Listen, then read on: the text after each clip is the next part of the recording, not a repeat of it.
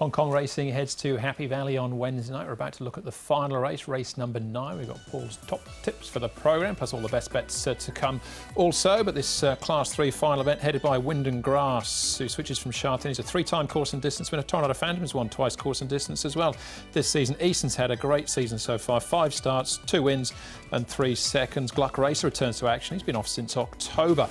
We've got Stock Legend, who was runner-up to Eason last time out, gets a £9 turnaround at the weights, and down to Mercurial and Majestic Knight, who put the cheek pieces on for the first time on start number 3, his first start at Happy Valley. Now, as far as the speed map is concerned here for our final event, race number 9. Again, we're saying good mark in the early stages, and Eason possibly gets across and finds the lead, does he? He is drawn 12, but he does have a gate flyer to his inside down in barrier number 3 in Joyful Win, who does really tear out of the gate. So they're likely going to be the 2 on-pace runners. Armour Eagle, excellent daddy doing it tough. We know horses like Tornado Phantom and Wood on Fire go back. But you think, Paul, that Eason from barrier 12 will have the speed to cross Joyful Win, because he's no slouch out of the barrier? No, he's definitely not. But I think that's the key, isn't it, with Eason? If he does get to the cross, it can get across and get to the front, then he's definitely a winning chance. And I think he can. I just think he'll have no choice, and he'll just push on. I mean, Joyful Win's obviously the one that's going to make him work a bit. Okay, all right. So some potential for some changes there as far as that is concerned. But we'll have a look at a few of these horses in action, and we'll start off with Tornado Phantom. Mark, and here he is, the grey down the outside.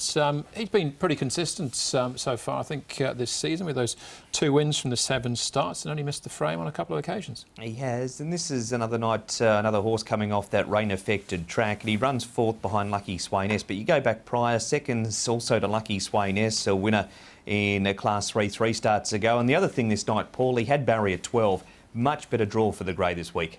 Yes, he might just be a little bit closer in the run. And look, the horse has been consistent. He just needs a bit of luck just because of his running style, but he's got plenty of ability.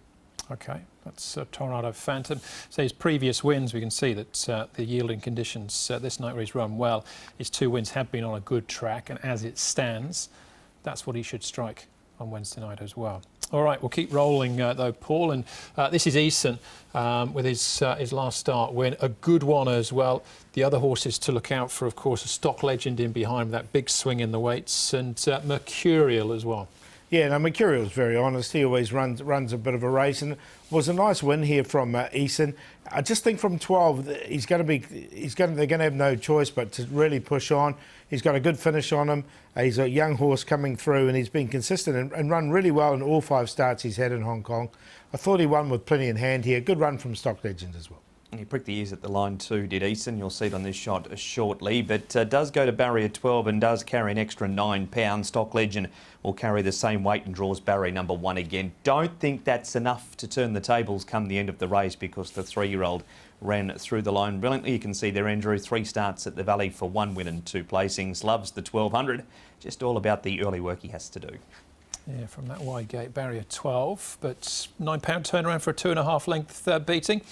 We'll see if he can handle it. All right, well, we've still got some more horses to look at, Paul, including Joyful Win is the first, or fares best on this occasion anyway, and finishing 4th place. The other horses to look out for, Armour Eagle, he's finishing in 7th place ultimately, and then Wood on Fire, you wouldn't want to dismiss completely out of hand.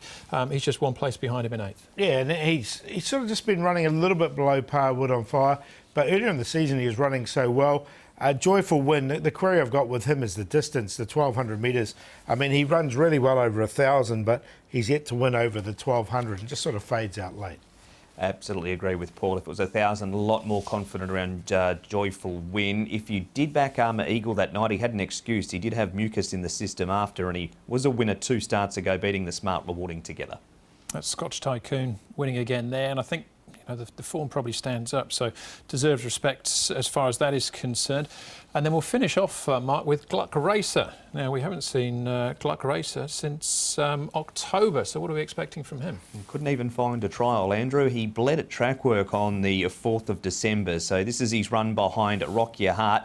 It's California Spangle down on the inside, 5 elements to the outer, Lockheed, Elagear and Gluck Racer there on the inside. He's only been to Happy Valley once. That was at his first ever start and he ran third. He's probably going to get the pace to suit Paul. He's going to be very fresh, and he's a nice enough horse and a lot better than this replay shows. Yeah, look, he's had a bleeding attack. That's why we haven't seen him for so long. But he has won twice fresh up, this horse. So, and with those horses that do bleed, this is sometimes, well, this is the best time to catch him. So, look, it's interesting they haven't given him in a trial. They're going to bring him in super fresh.